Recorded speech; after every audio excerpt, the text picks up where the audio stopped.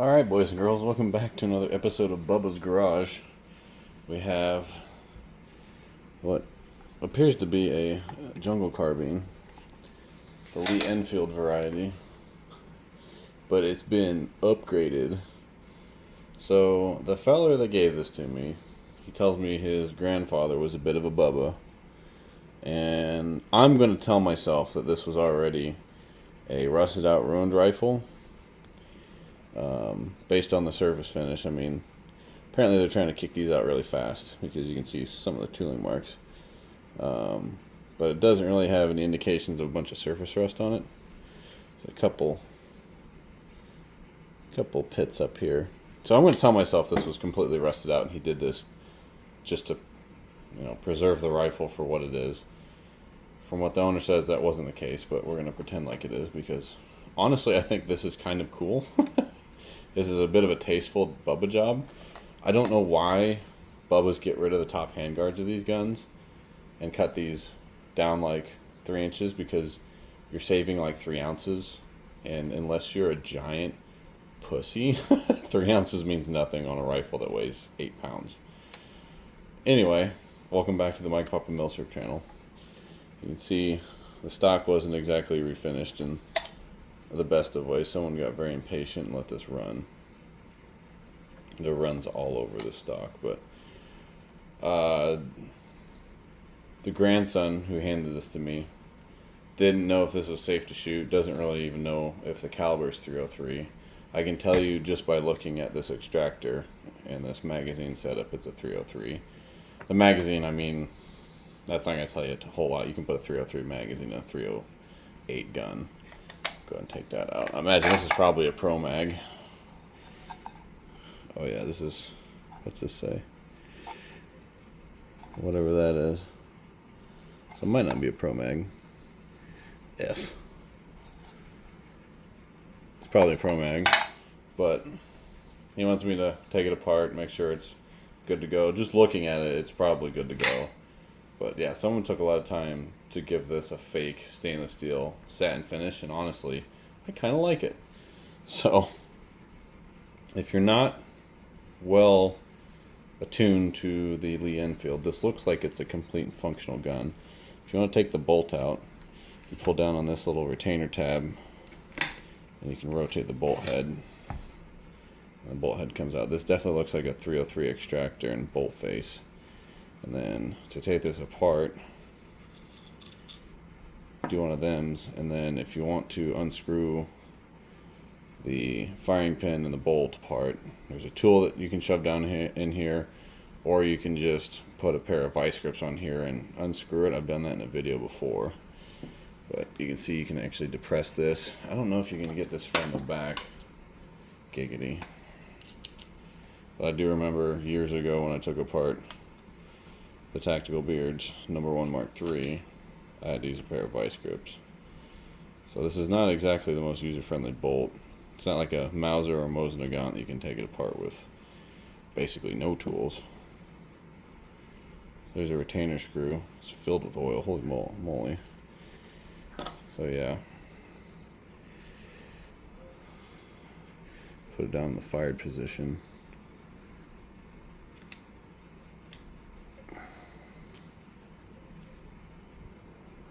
You can see maybe down in there where you got to get a spanner on either side of that lug. Yeah, you can see. And that's how you unscrew the thing. Or like I said, all you got to do is take a pair of vice grips. And yeah, look at all that oil. And you'll see that this starts unthreading. But yeah, basically all I'm looking for here, go ahead and put this back in because I know this is going to function just from looking at it at the range. All you really have to do is put this little retainer screw back in.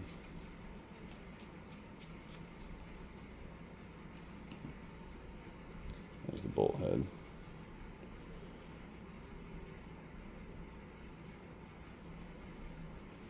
All you gotta do is once you get this together,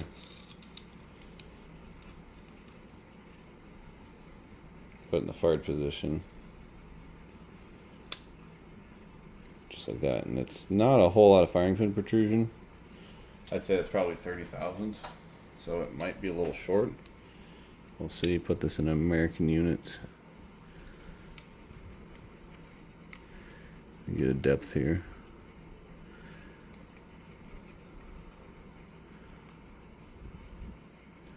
Yeah, it's essentially 30 thousandths. You really want 50, but I can't thread this in anymore.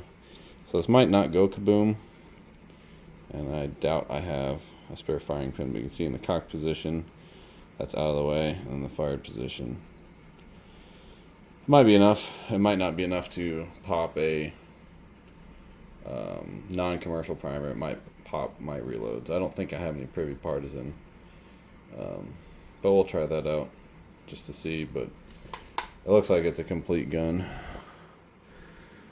It's got a very sad ejector. Nothing really other than, I believe it's just that screw head that kicks the round out at the end of travel. And Lee Enfields are not known for having very good ejection. You can see the sear. They actually have a great trigger because they have a double cam lobe. So you can see there's a stage, and then the trigger will drop, or the striker will drop when the sear drops out of the way. So they tend to have really good triggers, and then there's your safety. I think it just holds the striker. Yeah, all it does is pop up, hold the striker from going down. Safety off. And then this is Granddad's Gunsmith School. Why pay $4 for a pin on nummerich when you can just hammer a nail into the son of a bitch? But it's still got the detent underneath it. So it still functions. Yeah, old Granddad's gunsmithing skills. So we're just going to take it out of the stock and take a look at it here real quick. Oh my god, that's 19,000 knuckle tight. Holy shit.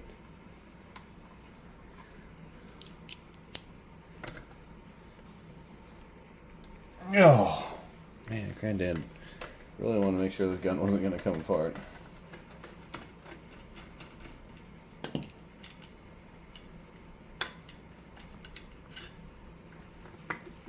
Bottom metal hinge out of the way here.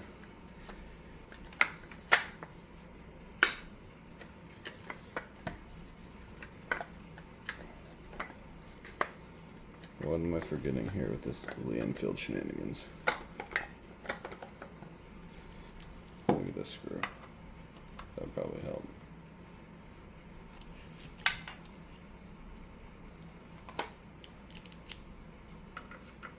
It's been a very, very long time since I've had a Lee Enfield apart.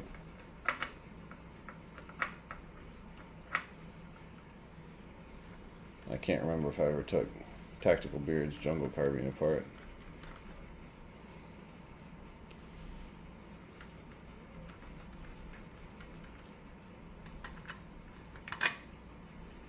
There we go. But yeah, there's the magazine release. Oh, there's that lug that holds on to the bottom of this lug.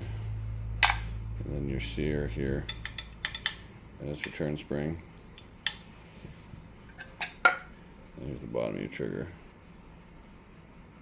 You see the cams that rotate and impinge on that. We got some nasty green gobbledygook. And a little bit of soot in here, so it appears to have been fired before. But yeah, I think this is kind of a cool finish, personally. So you can't get rid of that green crap.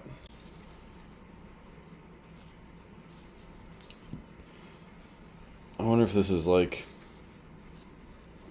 my pimp gun, the Savage 1907, where they just batch nickel dipped everything when it got rusted out, because it was just cheaper to do it in a large batch of parts than doing stuff individually. Very, very common 120 years ago to just batch nickel everything. The one not dipped portion of this gun has got rust in it. You can see it's in between the trigger guard too. So this sat somewhere wet for a while, and the only thing that wasn't coated kind of got rusty. So I'll grab a Q-tip and clean out everything in there. Of course, I could just punch this pin out, but I'm way too lazy to do that. I'm sure you guys would be too. Why do more when you can do less? Yeah, there's some soot in this gun, so it appears to have been fired a very small amount of time. Let's see what this bore looks like. Oh yeah, that's a minty fresh bore. Look at all them spinny bits. That's pretty awesome. This wood is in pretty good shape despite the fact that it needs the finish stripped off of it and redone. At least it's not shellacked. That's the one thing I never understood about boomers and honestly the Russian rearsenal Mosins that you've seen on this channel. They just love to shellac the piss out of everything. Or a high gloss similar style of finish. Not sure what the Russians use. That data is shellac. But you can see he's got some runs. And a sling swivel. And there's nothing much to that. But yeah, the action. You can see most of the original arsenal markings are worn down or gone. MC. Your serial number. There's hardly any markings left up there. You can see like an electro pencil from an import mark. Usually the number 4s would have all the arsenal information up there. I don't know about the number 5s. And then proof marks galore. All sorts of acceptance marks. Crown over N. All sorts of stuff. Shit I don't know. A little bit of rust in there. Action screws all rusted out. But yeah, I think this is a pretty cool finish. Stripping this off would probably be a giant pain in the ass. Wonderful set screw for the flash hider. Oh, what do we got here? Import mark? What you got? The N.A. Co. Ridgefield, New Jersey. I don't know what that is. And then, of course, you got to paint your front sight. Just like your revolver, Granddad. It's a custom with a K nail in the front, too. Alright. And your custom compensator for your bolt gun. Yeah, there's some very light portions of pitting. I think this is right where the end of the top handguard would sit, so it makes sense where water would sit. Another crown over N. But yeah, I think this is kind of a tasteful Bubbas gun. I'm curious to see what you guys think. I kind of like it, but I'll clean up the rest of this cheese and we'll put it back together. Ugh. Disgusting. I must say I'm kind of impressed with how much rust was hiding in this gun. Quite a bit just in this little trigger assembly. You can see there's still some staining there. I got a lot out of it, especially in that guy, and then I'm just going to wipe down all the screws because there's probably rust sitting in these threads too. Oh yeah. Whole lot of gack. Gee, old polished turd. So maybe those will be good for another 10 years, who knows? Okay. So, put all these bad boys back together.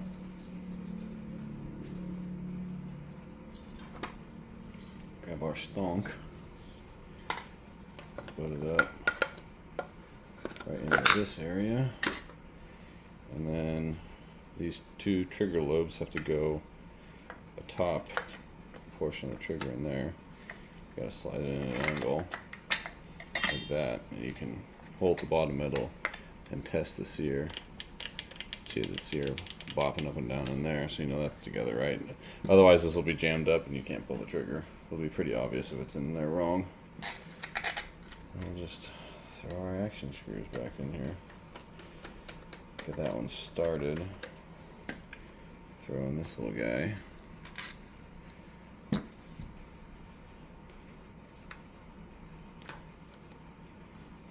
This would be really fun to run in a 2-gun match. The only problem with these is there's no tangent sight, like right here. So putting a red dot on this would be pretty hard.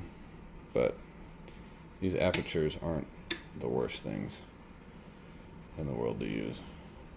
It's kind of like an M1 Garand, honestly. Not the best, not the worst. It's nice and snug. There you go.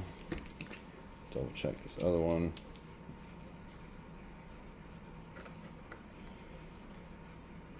So a little bit simpler than most military surplus guns to take apart, so long as you know what you're doing. The bolt is one of the worst, because this bolt is from the 1870s in design. It hasn't really changed since the Lee Metfords. You put that back together. You just pull the trigger, push this down. Come on, you whore. There we go. And of course, as you guys know, as I cock this gun, that does not cock. The sear has to pop up and catch the bolt, so it's cock on closing. But a lot of guys will use their middle finger. So this is one of the fastest bolt actions out there, if not the fastest. Typically these are faster than the straight pull guns, and they have 10 round capacities, which is pretty cool. So got a P50 in the bolt there. I didn't really look at the markings in the bolt, but yeah, it's a tactical custom with a K jungle carbine with a compensator. So I'll be interested to see if that compensator does anything for us. Try some military surplus ammo and try some of my 180 grain downloaded reloads. But yeah, that's a pretty simple gun. See this wonderful sling swivel through the recoil pad job. I'd like to get this off actually and see what the butt plate condition is. Oh boy, here we go. Heave it up. Oh wow, someone polished it. Look at that. Little trap door action. Sweet. Take that out just for fun.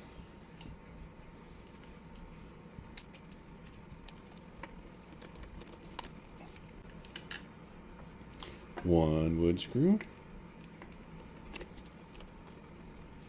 Typically these butt pads are all beat to hell and they're definitely not polished. Oh, Mr. 4-5. Shit. Look how nasty that is. Sweet. So I'll give that a good rub down before I put it back on. But there you go. Oh, what the hell? What is this? What are you doing laying on here? What do you go to? You don't go into that? Oh, God. What have I unearthed? Does this... I'm guessing this probably sits under this action screw. I don't know where that came from. I'll have to rewatch the video for that. But there you go. Jungle carbine things. The more you know.